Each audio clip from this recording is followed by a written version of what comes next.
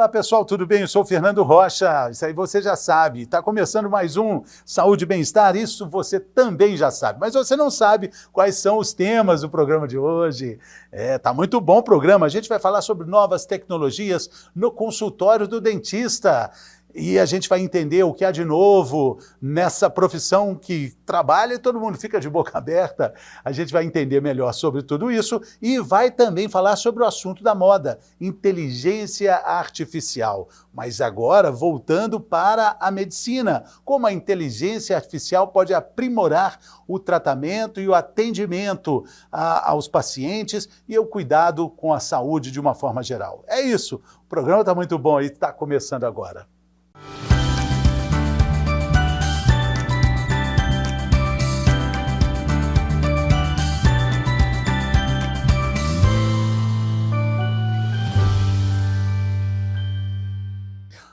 Muito bem, vamos falar do assunto que está na moda atualmente. Todo mundo fala sobre inteligência artificial. Você liga a TV, como você está vendo a TV aqui agora, estamos falando sobre inteligência artificial nos sites, nas mensagens de WhatsApp. Aliás, já existe até no WhatsApp inteligência artificial, no computador, enfim, é algo que está no meio de todos nós. Mas como é que a inteligência artificial vai se desenvolver, ou já está se desenvolvendo, para a promoção da saúde, para o tratamento de doenças perigosas ou não, para a promoção mesmo de uma vida mais plena, mais saudável, agradável? A gente vai entender muito sobre isso agora com o engenheiro Rodrigo Pereira, engenheiro de mecatrônica, formado pela PUC e também especialista em gestão de negócios pela Fundação Dom Cabral.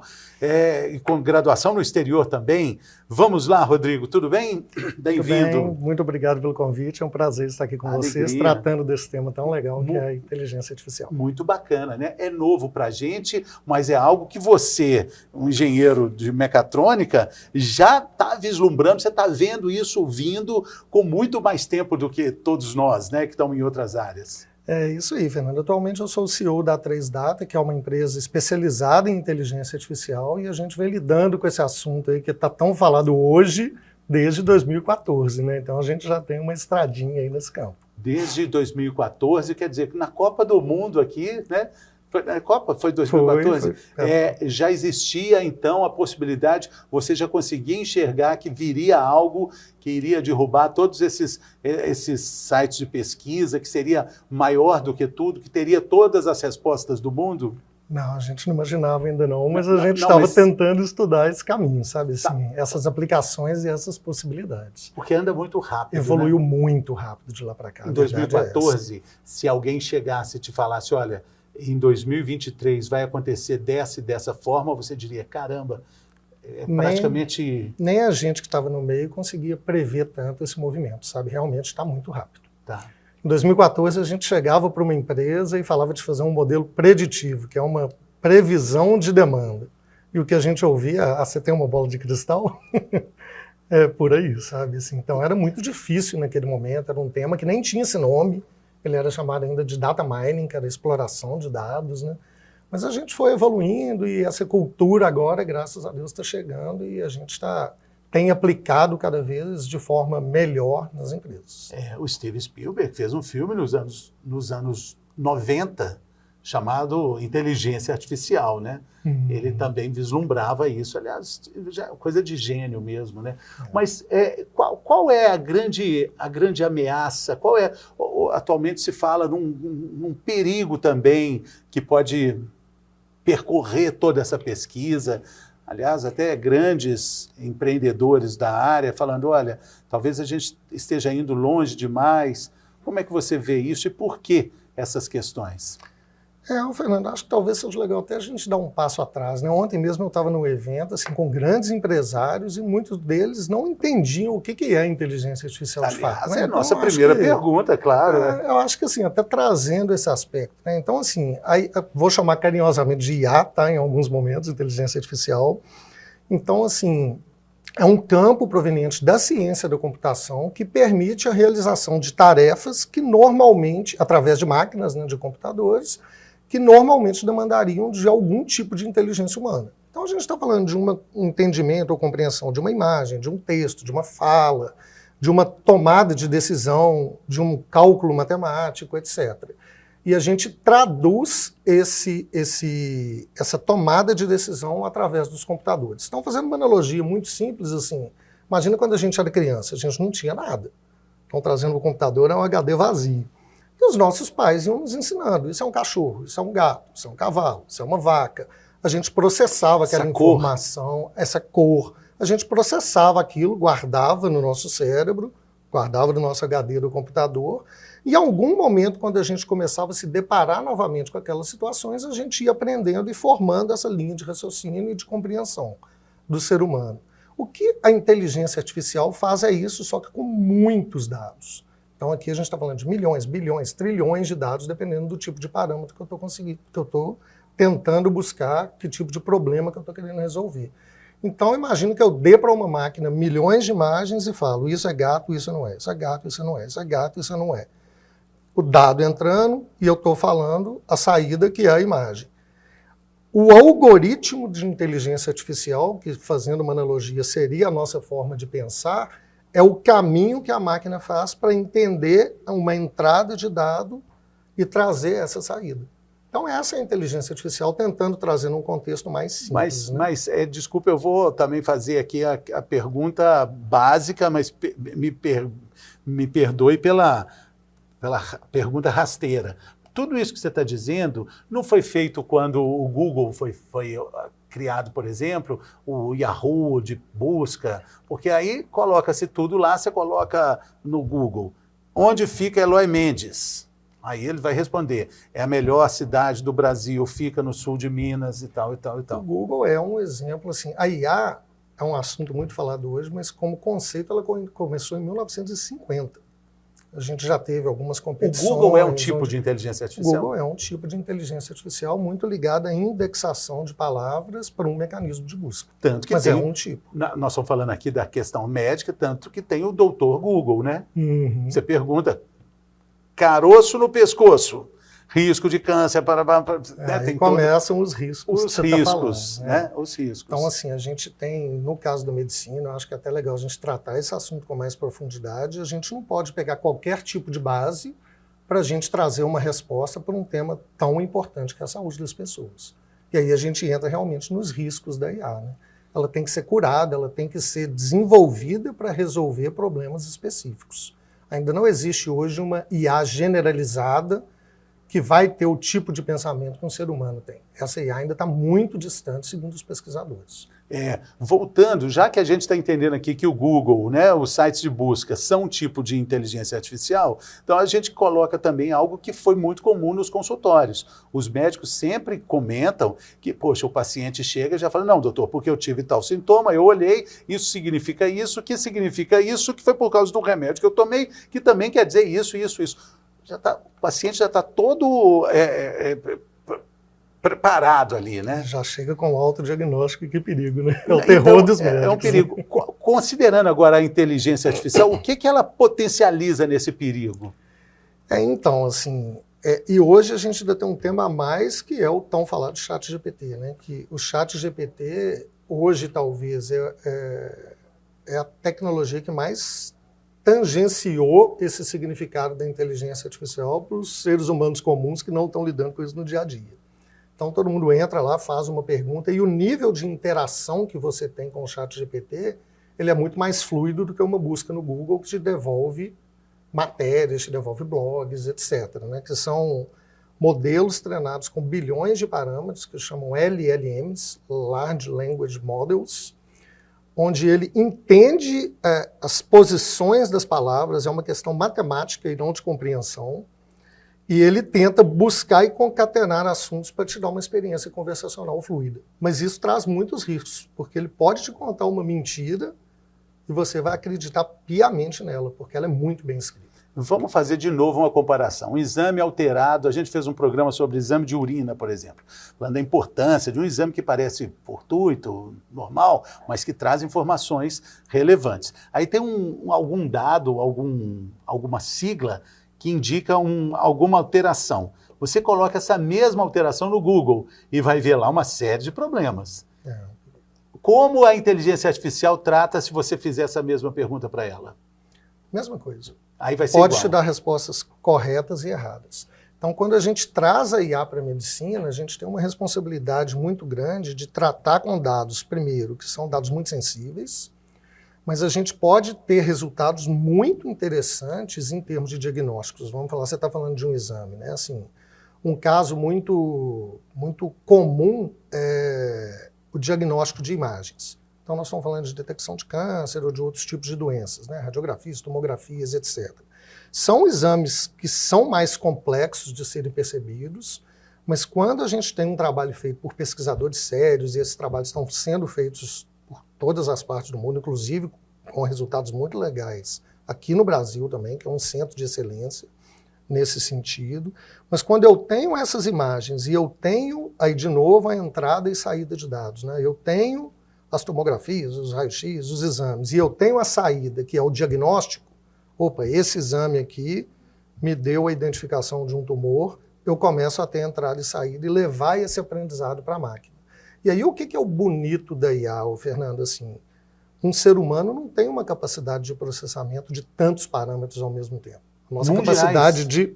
A nossa capacidade de processamento é infinita, mas assim, eu pegar uma imagem e ter essa percepção que uma máquina pode ter para um determinado assunto específico, se ela tiver sido bem treinada, ela começa a nos superar de alguma forma. Então, assim, tem um caso muito legal e muito recente, agora de março, tá, por exemplo, lá na Hungria. A Hungria é um grande exemplo de detecção de câncer de mama. Eles têm um programa muito sério, que são feitas dezenas de milhares de mamografias por ano, e todos esses dados estavam registrados ao longo desses anos. Então, o que geralmente se faz, né? Teve a detecção, olhei para o exame e vamos criar um modelo matemático, um algoritmo para tentar empoderar o médico na hora que ele receber aquela imagem, a ajudá-lo a identificar se aquilo ali pode ter alguma anomalia ou não. Isso já existe em alguns lugares do mundo, tem evoluído de forma muito legal. Só que eles foram um pouco além, eles falaram, poxa, beleza, a detecção foi aqui, mas vamos voltar no tempo e vamos olhar os mesmos exames dessas pessoas lá atrás e ver se a gente encontra algum padrão estatístico ligado com essas pessoas que tiveram o diagnóstico lá na frente. E eles encontraram algumas detecções nas imagens e agora eles estão tentando desenvolver um modelo que vai prever o nascimento do câncer de mama 4 anos antes. E a pessoa vai começar a ter um tratamento muito mais precoce para que esse câncer nem apareça. Olha que caso interessante. A partir de uma mamografia. Né? A partir de uma mamografia. E esse é um caso muito recente, de agora, tá? De março desse ano. Então a profissão do médico que faz o laudo é uma das que estão ameaçadas, né? Como muitas outras.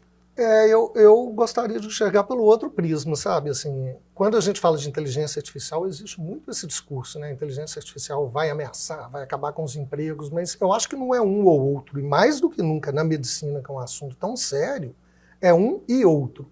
Eu tenho que trazer a inteligência artificial para melhorar e empoderar a vida do médico, e não para substituí-lo, sabe? É um assunto que a gente precisa da canetada final do médico ali, que é quem traz todo aquele conhecimento tácito, toda aquela experiência e toda aquela vivência. Tem essa parte humana que nunca vai ser, mas a ameaça é que talvez a inteligência artificial conheça até mesmo esses corredores, né, da nossa humanidade, né? Esse é um assunto complexo que vale muito. Então, não é por isso que os grandes pensadores dessa área chegaram e falaram, vamos parar? Porque já foi dado esse alerta, né? Que é absolutamente, assim, não faz nenhum sentido, né? Não vai parar, não tem mais como parar, né?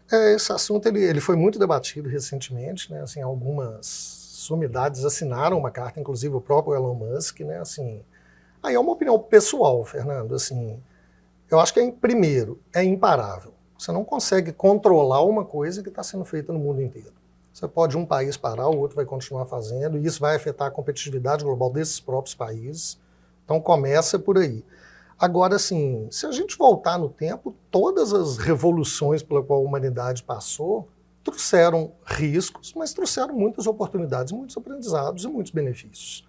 Então, assim, Revolução Industrial acabou com muitos empregos, mas trouxe N outros benefícios de desenvolvimento, de pesquisa, de evolução da sociedade. Se a gente for pegar a Revolução Agrícola lá atrás, né, assim, ela trouxe algumas doenças, né, que a sociedade começou a se agrupar em grupos maiores e tal, mas trouxe uma capacidade alimentícia para a população que nunca aconteceu. Então, a criação assim, das cidades. Criação né? das cidades, etc. Então, assim, todos esses grandes movimentos, e a IA hoje tem sido vista também como uma grande revolução, eles tendem a trazer malefícios, sim, porque alguém vai usar para o mal, mas assim, a gente tem que olhar o lado bonito da moeda, o lado cheio do copo, claro, que são os benefícios que ela pode trazer para a sociedade. Mas também precisamos pensar nos desafios, já que a gente fala de medicina, a gente fala de redes sociais, a gente fala sobre algo que pode ser divulgado e difundido como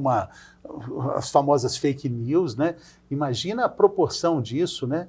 Acho que é um ponto de atenção para vocês que estão ali na gestão de tudo isso, né? Imaginar como é que isso pode ser de alguma forma administrado, né? Como essas situações podem ser administradas. Já se fala até em uma matéria chamada pós-verdade, o tratamento do que como é que você esclarece algo que foi tratado como verdade, né? Do que foi ou não gerado por uma IA, né? Como já existe modelo para identificar se aquilo ali foi gerado por uma inteligência artificial. Não sei se você lembra aquela roupa do Papa, o Papa Francisco vestido com uma roupa de rapper americano.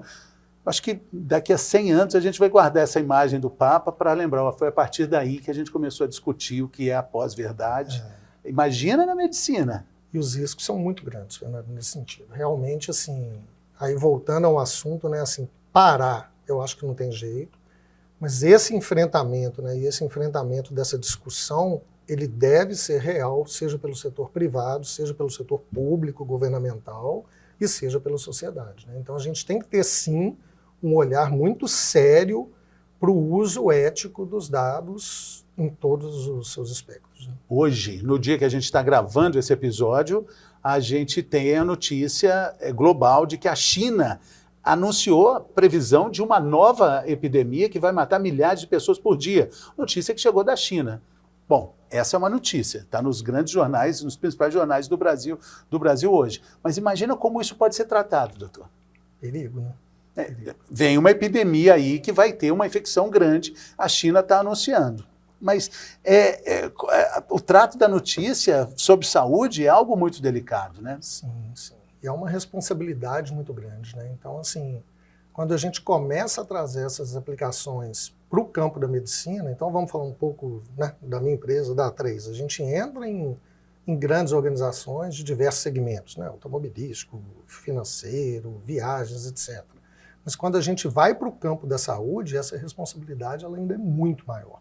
Porque a gente está falando literalmente da saúde das pessoas, né? Então a gente tem que ter um cuidado muito grande e um olhar muito diferenciado de como a gente vai tratar esses aspectos, inclusive pela privacidade dos próprios dados, que são da pessoa e não das instituições, né? É bom a gente lembrar sempre disso. Sim, privacidade de dados, né?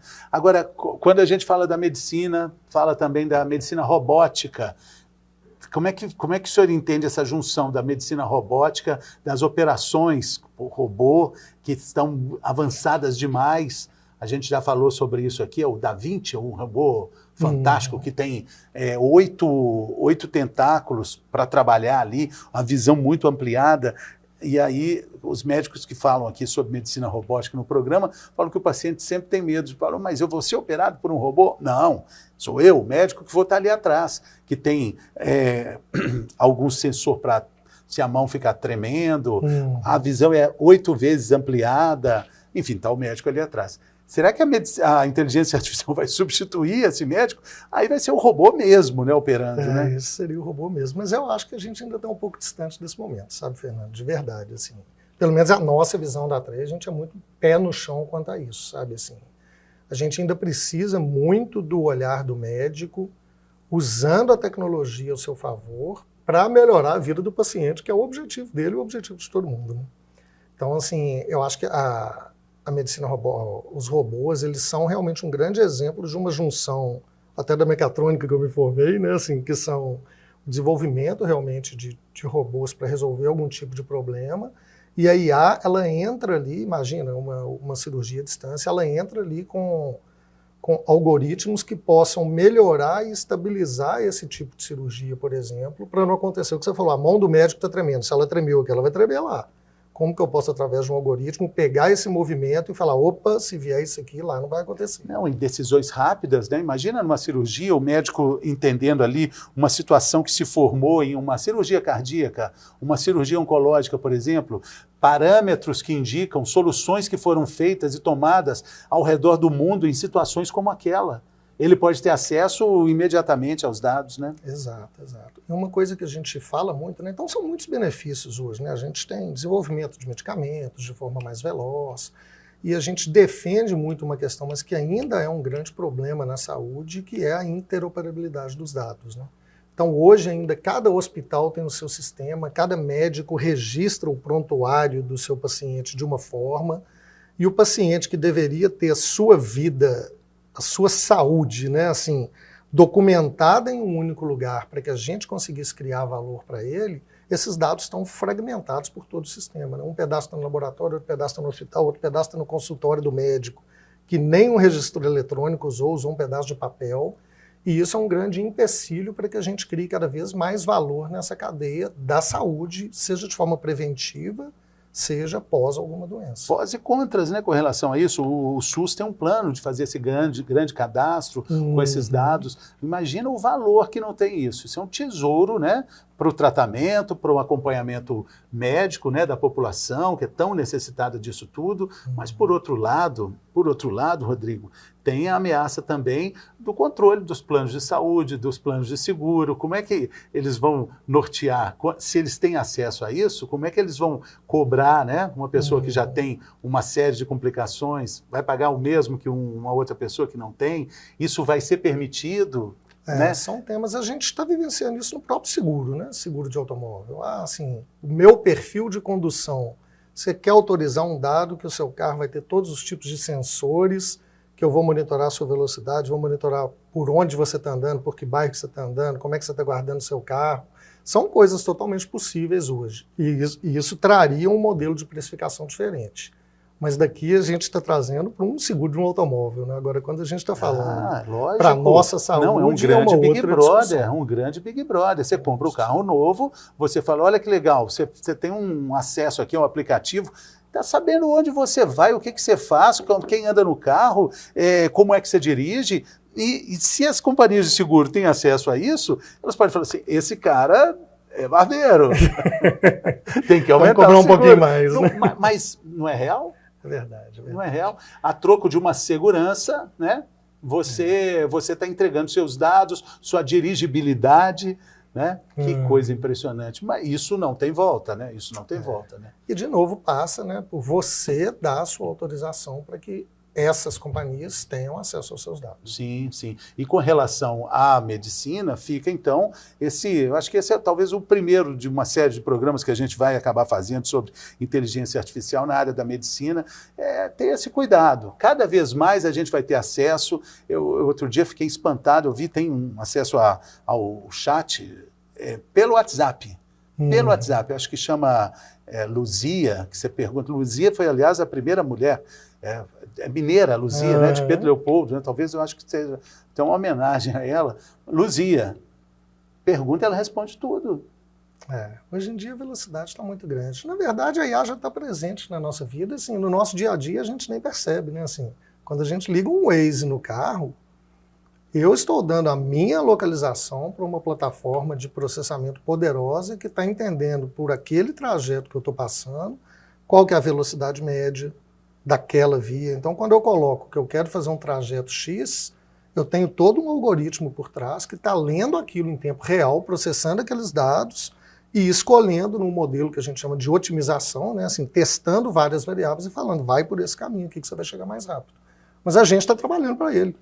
É o nosso Waze ligado que está alimentando todos esses dados de tráfego. Que está fazendo ele se dar bem. Uma Netflix, na hora que você abre uma Netflix, por que a Netflix coloca perfis diferentes na sua própria família?